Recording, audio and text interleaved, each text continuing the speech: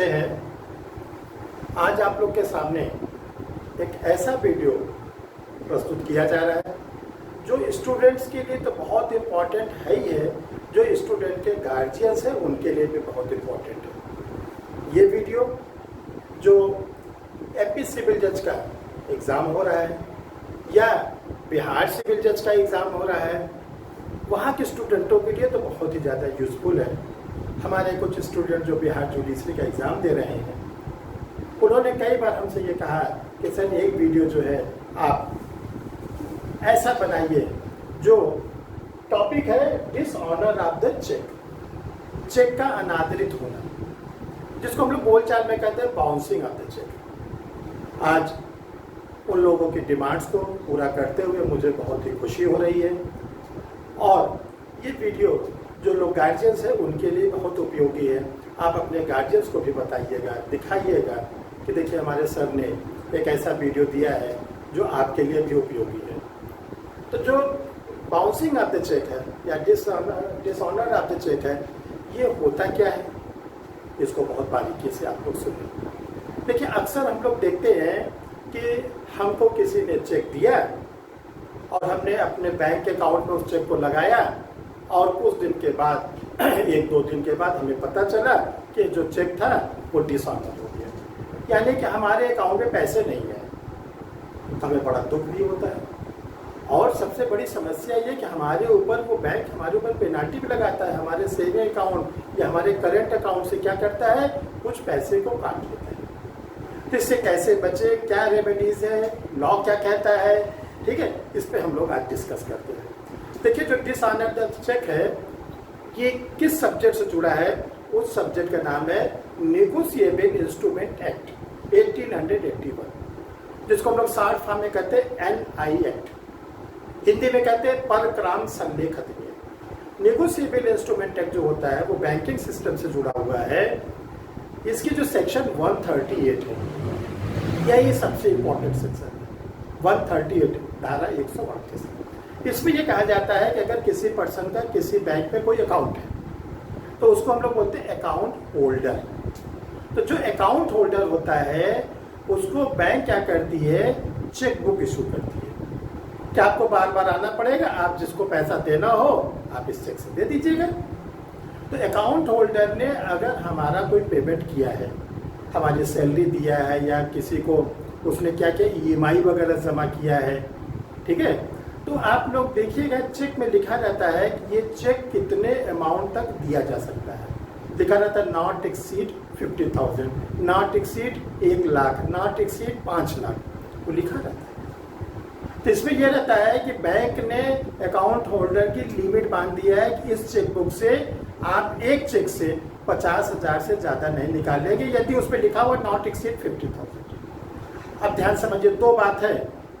अगर account holder ने किसी को चेक दिया, ठीक है, और वह चेक दो कारण से बाउंस करेगी, दो कारण से वो डिसऑनर होती है।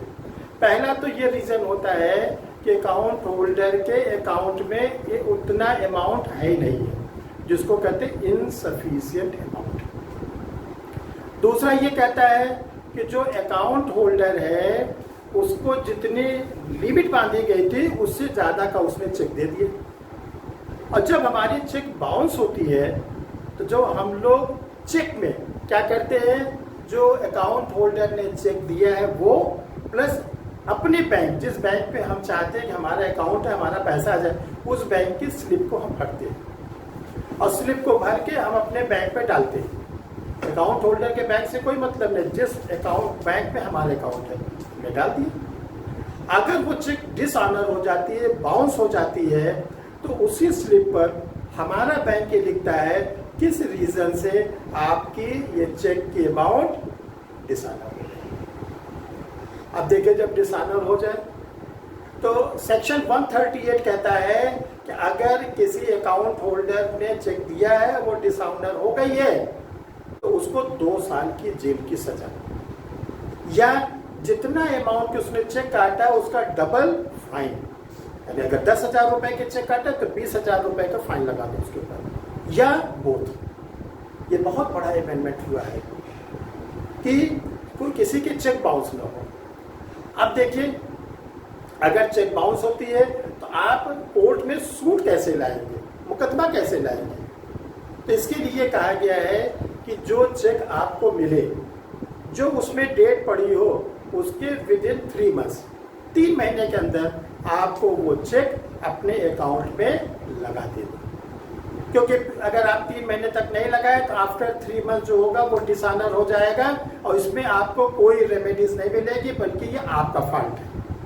अगर आपने 3 महीने के बाद किसी चेक को लगाते तो ये आपकी फॉल्ट है, आपको कोई रेमेडीज नहीं मिलेगी। लेकिन अगर आपने 3 महीने के अंदर लगाया और तब वो बाउंस हो गई, तब वो डिसऑनर हो गया, तो ये कहा गया है कि आप 1 महीने का, 1 मंथ का समय एक बार फिर उसको दीजिए। किसको? जिसने आपको चेक दिया था। क्या आपने देखे जो चेक दिया था वो बाउंस कर गया है, तो आप चेक का अमाउंट प्लस जो मेरे ऊपर पेनाल्टी बैंक ने लगाया है वो, प्लस इतने दिनों का ड्यूरेशन का आप हमें इंटरेस्ट दे दीजिए। अगर वो दे देता है तो कोई कॉज ऑफ एक्शन नहीं है, फिर आपका काम बन गया। लेकिन सपोज करिए 1 महीने का आपने टाइम भी दिया और उसने कोई रेमेडीज नहीं दिए, कोई आपसे जो है पेमेंट नहीं किया, तब आपसे कहा गया कॉज ऑफ एक्शन अराइज हो गया है, वाद का कारण। देखिए, कोर्ट जाने के लिए कॉज ऑफ एक्शन बहुत जरूरी है। बिना कॉज ऑफ एक्शन के हम लोग कोर्ट नहीं जा सकते, वरना कोर्ट हमारे सूट को डिसमिस कर देता है। तो कॉज ऑफ एक्शन अब अराइज हो गया, तो जिस दिन कॉज ऑफ एक्शन यानी 1 महीना पूरा हुआ, उस दिन से 15 दिन के अंदर आपको कहा गया कि आप सूट ला सकते हैं। अब ये क्वेश्चन होता है, ये सूट कहाँ लाया जाएगा, किस कोर्ट में लाया जाएगा? तो देखो, इस सूट को लाने के लिए कहा गया है फर्स्ट क्लास जुडिशियल मजिस्ट्रेट। ये क्रिमिनल सूट है, इसको लाया जाएगा फर्स्ट क्लास जुडिशियल मजिस्ट्रेट में, और वो भी लाया जाएगा कंप्लेंट के फॉर्म में। परिवार, इसकी कोई FIR नहीं होगी, कंप्लेंट के फॉर्म में आएगा। और कंप्लेंट के फॉर्म में आने के बाद हमारा जो स्टेटमेंट है वो रिकॉर्ड किया जाएगा, जिसको हम लोग पढ़ते हैं CRPC की सेक्शन 200।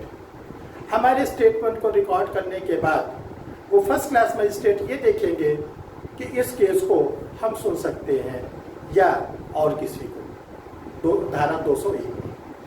इसके बाद 202 में वो क्या करेंगे, उसकी जांच करेंगे, इंक्वायरी करेंगे। और इसके बाद 203 में या तो हमारी कंप्लेंट को डिसमिस कर सकते हैं, या 204 में issue notice to the accused. Accused यहाँ पे और कौन है? एक्यूज वो है जिसने हमको चेक काटी थी। और इसके बाद ट्रायल स्टार्ट होगा। अब ये कहा गया कि जब ट्रायल खत्म होगा तो या तो जो हम कंप्लेनेंट हैं हम मुकदमा जीत जाएंगे। जब हम मुकदमा जीतेंगे तो एक्यूज क्या होगा? कन्विक्ट। या दूसरा हो सकता है कि हमारा मुकदमा डिसमिस कर दिया जाए, एक्यूज क्या हो? एक्यूटल कर दिया जाए। 2 ही बात हो सकती है। अब देखिए, अगर एक्यूज कन्विक्ट कर दिया गया तो जो कन्विक्शन होगा, यानी जिसने हमको शुरू में चेक काटा था, उसको या तो 2 साल की जेल, या जितने अमाउंट के चेक काटा था उसका 2 गुना 2 टाइम्स फाइन या बोझ उसके ऊपर लगाया जाएगा। लेकिन अगर वो एक्यूटल हो गया, यानी कि वो बरी हो गया, बाइज्जत बरी हो गया, तो फिर हमको कोई रेमेडीज नहीं मिलेगी। सपोज करिए हमको रेमेडीज नहीं मिली या वो कन्विक्ट हो गया, तो दोनों को कहा गया है कि आपके लिए, हमारे लिए और उसके लिए, दोनों के लिए कहा गया अपील का भी प्रोविजंस है।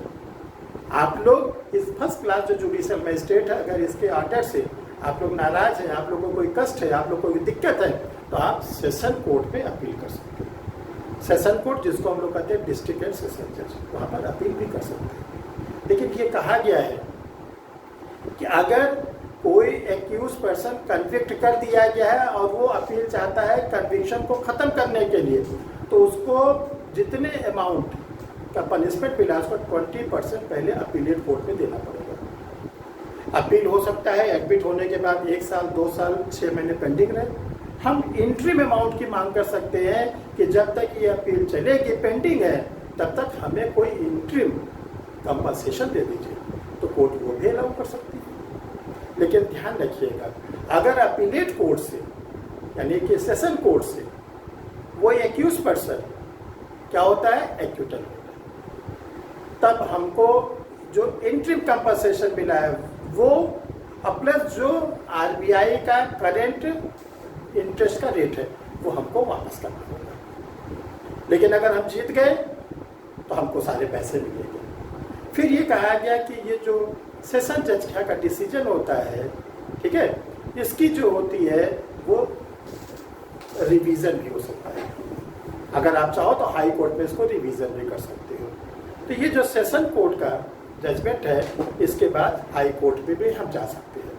तो देखिए, ये कहा गया है कि आपको ये रेमेडीज अगर लेनी है, कभी आपके साथ ये घटना होती है, क्योंकि समाज है, हम लोग बैंकिंग सिस्टम को यूज़ करते हैं, कभी भी कुछ, तो आप एक एडवोकेट को हायर करिएगा। जब एडवोकेट को हायर करिएगा तो एडवोकेट आपके कंप्लेंट की ड्राफ्टिंग अच्छी कर लेगा, प्रॉपर कोर्ट में उसको पेश कर देगा और आपको फाइनल ऑर्डर भी मिल जाएगा। लेकिन इसके लिए आपको डॉक्यूमेंट क्या क्या चाहिए, ये आप खुद इकट्ठा करेंगे तभी एडवोकेट को देंगे। सबसे पहले जब बैंक से कोई चेक डिसऑनर होती है तो वो चेक हमको वापस मिल जाती है। उस चेक के साथ हमको वो हमारी स्लिप भी मिल जाती है, जिस स्लिप में हम अपना फॉर्म चेक लगा के अपने अकाउंट में डालते हैं। तीसरा एक डॉक्यूमेंट और मिलता है उस बैंक से, किस रीजन से ये चेक आपकी वापस हुई।